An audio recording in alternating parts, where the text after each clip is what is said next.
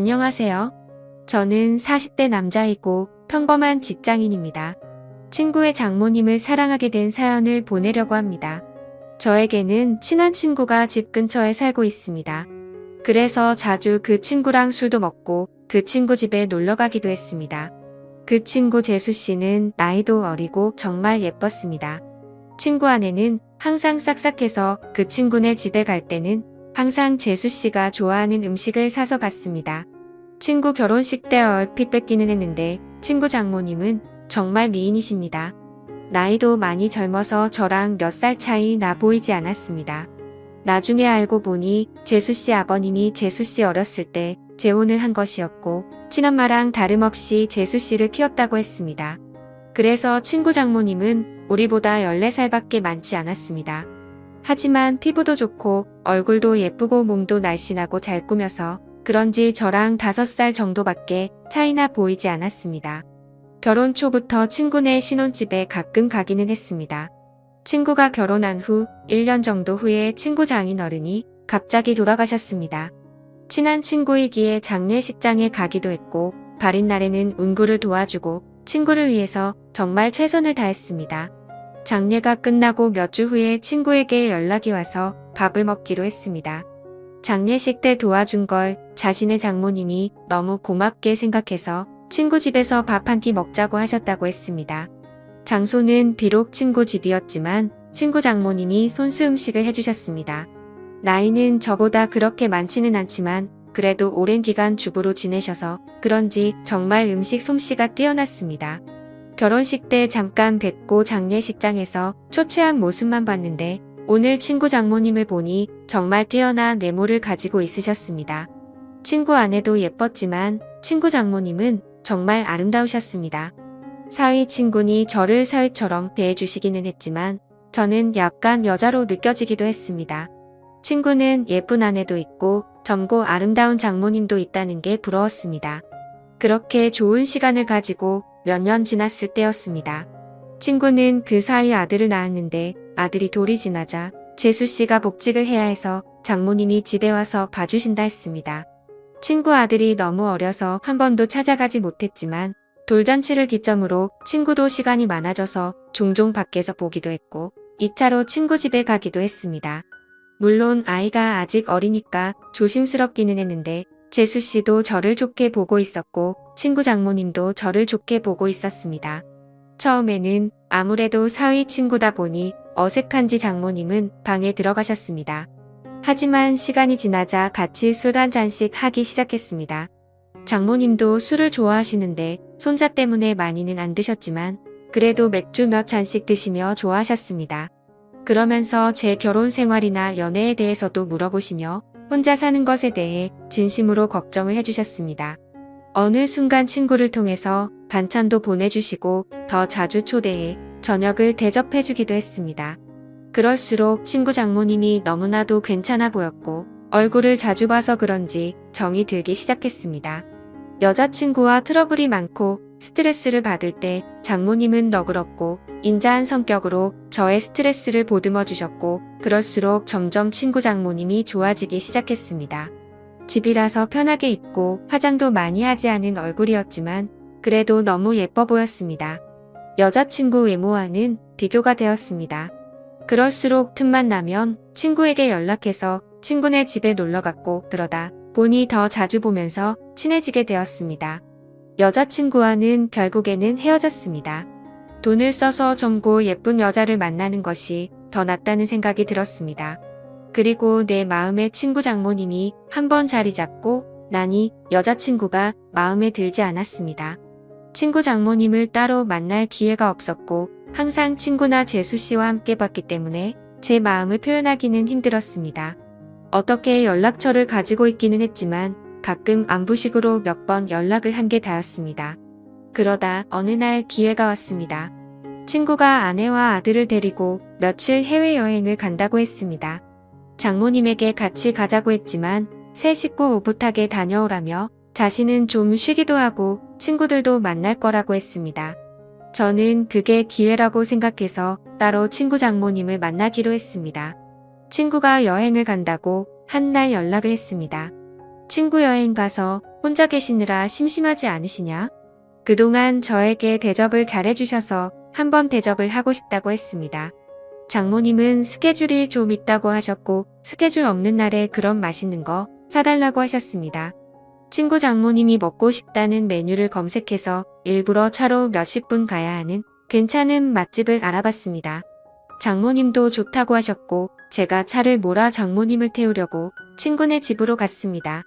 그동안 친구 집에서 편한 모습만 봤었는데 외출을 한다고 꾸민 장모님을 보니 정말 아름다웠습니다. 누가 보면 정말 40대인 줄 알 정도였습니다. 물론 저를 사위 친구로 생각하시고 편하게 오신 거였지만 저는 꾸민 그녀를 보자 첫 데이트 마냥 심장이 쿵쾅거렸다. 드라이브도 하고 남한강이 보이는 분위기 좋은 곳에서 맛있는 밥도 먹었습니다. 조금이라도 그녀와 더 있고 싶어서 분위기가 좋은 카페에 가서 이야기도 많이 했습니다. 장모님은 이제 손주도 다 컸고 어린이집 학원은 친구나 재수씨도 할 수 있으니 이제 슬슬 친구네와는 따로 살 생각이라고 했습니다. 친구 부부에게도 얘기를 했는데 아직은 같이 살기를 원한다며 아마 혼자 지낼 자신이 걱정돼서 그런 것 같다고 했습니다. 장모님이 친구네 집에 계속 있으면 솔직히 저에게는 전혀 기회가 없기 때문에 저는 맞장구 쳐주는 것처럼 이제 장모님도 따로 사시면서 장모님 인생을 즐기라고 말했습니다. 장모님도 저랑 얘기가 통한다며 좋아했습니다. 장모님을 바래다 주고 헤어지기가 아쉬워서 술 한잔하자고 했습니다. 하지만 장모님은 다음날 아침부터 친구들과 스케줄이 있다며 거절하셨습니다. 며칠 안 남은 친구네 여행 기간에 시간 되실 때 있냐고 물어봤지만 간만에 혼자 있는 기간이라 스케줄을 다 잡아놨다며 친구 부부가 여행 끝나고 돌아오면 집으로 한번 와서 함께 마시자고 했습니다. 저는 너무나도 아쉬웠지만 계속 들이대면 거부감이 들까봐 그녀를 돌려보냈습니다. 집으로 들어오니 너무나도 아쉬움이 남았고 장모님을 생각하며 스스로 위로를 했습니다. 그 후로 몇 개월 친구네 집에 몇 번 갔고 친구 장모님을 보면서 애틋한 감정은 점점 부풀어 올랐습니다. 그러던 어느 날 친구네 집에 갔을 때 장모님이 보이지 않으셨고 친구는 며칠 전부터 따로 나가 사신다고 했습니다. 그 얘기를 듣고 몇 날 며칠을 고민하다가 장모님께 메시지를 보냈습니다. 나가 사신다는 얘기 들었다며 괜찮으시냐고 안부를 물어봤고 장모님은 손주가 눈앞에 아른거리지만 시간적 여유도 있고 육체적으로도 편하다고 했습니다. 이런저런 얘기를 하다가 시간 될 때 같이 식사하자고 했고 그 후로 연락을 더 주고받다가 결국 만나게 되었습니다. 몇 주 만에 만나는 그녀는 정말 아름다웠습니다. 첫 데이트 때보다 더 아름답게 입고 왔고 그 모습에 눈에서 하트가 뿅뿅하는 걸 느낄 수 있었습니다. 우리는 소고기 집에 가서 한우를 먹으며 술을 한잔했습니다. 그녀는 다음 날 스케줄이 없다며 오랜만에 술을 실컷 마시고 싶다고 했습니다. 고기질이 좋으니 술은 술술 들어갔고 장모님도 저도 술에 좀 취했습니다. 장모님은 은근히 제 마음을 알고 있다는 표현을 하면서도 자신이 나이도 있고 관계가 친구 장모님이니 그런 생각은 접으라는 식으로 말했습니다. 그 소리에 처음에는 당황하기도 하고 부끄럽기도 했지만 나이가 뭐가 중요하고 그리고 비밀로 하면 관계가 뭐가 중요하냐며 제 마음을 고백했습니다. 어차피 이렇게 끝이 날 거면 제 마음이라도 고백해야 한다고 생각했습니다. 그녀는 제가 술이 좀 과했다며 일어서자고 했고 그렇게 그녀를 택시에 태워 돌려보내고 가슴이 너무 아파서 눈물이 났습니다. 이혼 후 정말 좋아하는 첫 여자였는데 친구 장모님이라는 이유 때문에 만날 수 없다는 생각에 가슴이 먹먹했습니다. 친구 장모님이 아니었다면 만남조차 없었을 수도 있겠지만 그렇게 몇 주간 너무 힘든 시간을 보냈습니다. 그러다 술에 취해 그녀에게 연락했습니다. 정말 좋아하고 잊으려고 노력해도 잘 안 된다고 한 번만 더 만날 수 있냐고 진심으로 고백했습니다. 며칠간 연락이 없다가 그녀에게서 연락이 왔고 그녀의 집 근처 술집에서 만났습니다. 다시 만난 그녀는 여전히 예쁘고 아름다웠지만 표정은 조금 차가웠습니다. 우리는 한동안 말없이 술만 마셨습니다. 이게 마지막일지도 모른다고 생각하니 너무나도 슬펐고 저는 마지막으로 제 진심을 이야기했습니다. 제 마음을 안 받아줘도 좋고 안 받아준다면 다시는 연락하지 않겠다고 했습니다. 하지만 그녀를 진심으로 좋아하고 사랑한다고 했습니다. 진심 어린 제 말이 통했는지 그녀는 조금씩 미소를 보이기 시작했습니다. 치킨 술 안주도 다 떨어져서 자리에서 일어나자고 말했더니 그녀는 장소를 옮겨서 맥주 한 잔 더 하자고 했습니다. 저는 그 자리가 마지막 자리일 줄 알았는데 그녀의 반응에 놀랍기도 하고 좋기도 했습니다. 맥주집으로 자리를 옮겼는데 이전 술집에서와는 다른 그녀의 표정과 행동을 보였습니다. 중간중간 기억이 나지 않지만 정신을 차렸을 때 우리는 그녀의 집에서 서로를 바라보고 있었고 그렇게 우리의 첫날이 시작되었습니다. 다음날 그녀의 집에서 늦잠을 자고 숙취로 머리가 아팠습니다. 거실에 나가보니 그녀는 벌써 북엇국을 끓이고 있더군요. 우리는 말없이 밥을 함께 먹었고 연인처럼 대화를 주고받았습니다. 술에 취한 저를 꼬신 건 자신이라며 웃으면서 얘기하더라고요.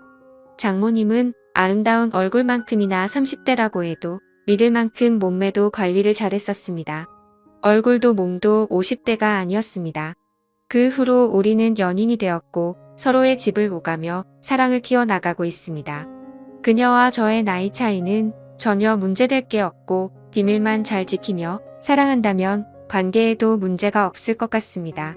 저도 그녀도 서로에게 푹 빠져 있고 이렇게 오랫동안 함께 사랑하고 싶습니다. 어떻게 보면 남들이 손가락질할 관계이지만 저도 혼자이고 그녀도 혼자인데 그런 게 문제가 되는 현실이 너무나도 안타깝습니다. 오늘의 사연은 여기까지입니다.